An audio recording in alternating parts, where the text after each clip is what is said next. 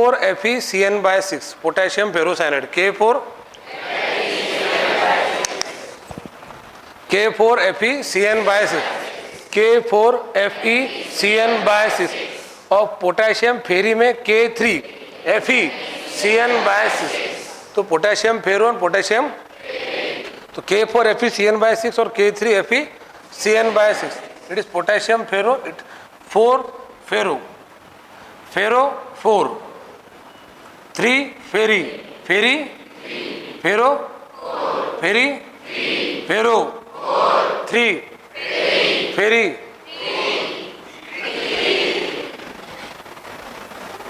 फिर फेरो फेरी फेरो फेरी 3 तो ऐसा सुनने में फेरो 4 फेरो फेरी 3 तो फेरी रहा तो 3 लेना, फेरो रहा तो पोटेशियम फेरो तो फेरो में और फेरी में फेरो फेरी बाकी तो सेम ही थे FeCN/6 FeCN/6। तो अब मैं बोलूँ पोटेशियम फेरो साइनाइड तो K4Fe क्या बात बोलते रहो थोड़ा सा और पोटेशियम फेरी साइनाइड तो K3Fe। अब देखो इस टाइप के आयंस का इस टाइप के कंपाउंड का टोटल नंबर ऑफ आयंस कैसे फाइंड करते, यहाँ पे थोड़ा टेक्निक डिफरेंट है। यहाँ पे जो डब्बे के बाहर के आयंस है जैसे पोटेशियम कितने हैं 4 है, और ये पूरा डब्बा इसको 1 पकड़ा जाएगा तो 4 और 1 तो इसके टोटल नंबर ऑफ आयंस कितने हो गए 5। ये आपको नंबर ऑफ आयंस निकालना सिखा रहा हूँ मैं, इसका आगे काम पड़ेगा। जैसे अगर मैंने भी आपको इसका पूछा टोटल नंबर ऑफ आयंस तो बेरियम का एक ही आयन है और N3 मोनो नेगेटिव के 2 आयन है तो 1 + 2 = 3। This is called total number of ions which is also called went Hoff factor. क्या कहते हैं उसको? ये वेंट ऑफ फैक्टर एक चीज़ है जो बता दिया समझा के सोल्यूशन कोलिगेटिव प्रॉपर्टी में इसके नाम से बच्चों को काफ़ी चक्कर आते हैं van't Hoff factor and it is denoted by letter small i. अब पता है वेंट ऑफ फैक्टर वो ज़बरदस्त चीज़ है, मतलब वेंट ऑफ फैक्टर का काम है ये कंपाउंड के अंदर की मतलब सोल्यूट की एबनॉर्मलिटी का पता चलाता है। अब एबनॉर्मलिटी यानी कि पागलपन।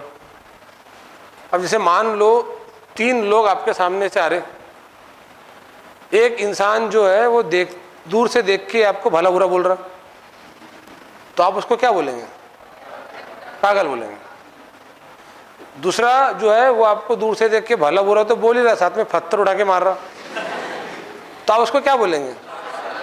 उससे बड़े वाला पागल, मतलब ज़्यादा एबनॉर्मल। और तीसरा जो है वो तो बहुत ही खतरनाक है, उधर से वो AK-47 नहीं चला रहा आपको देख के तो ये बोलेंगे सबसे खतरनाक है फिर तो ये। तो this is called abnormality in the human being. और अगर एक चौथा इंसान है जो आपको देख के मतलब कोई ऐसी हरकत नहीं कर रहा, बस गुड मॉर्निंग गुड आफ्टरनून करके बोल के चला जा रहा तो आप उसको एबनॉर्मल नहीं बोलेंगे, उसको नॉर्मल बोलेंगे। हमें समझ में आ रहा है ये?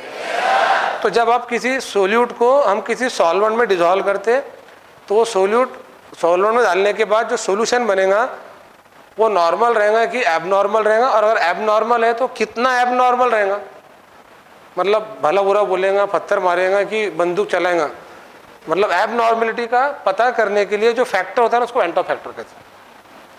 तो वेंट ऑफ फैक्टर का रोल क्या होता है? It is used to determine the abnormality in the solution which depend upon the dissociation of solute, और वो आय पर से निकाला जाता है। और ये अपन देखेंगे 12th के चैप्टर के अंदर।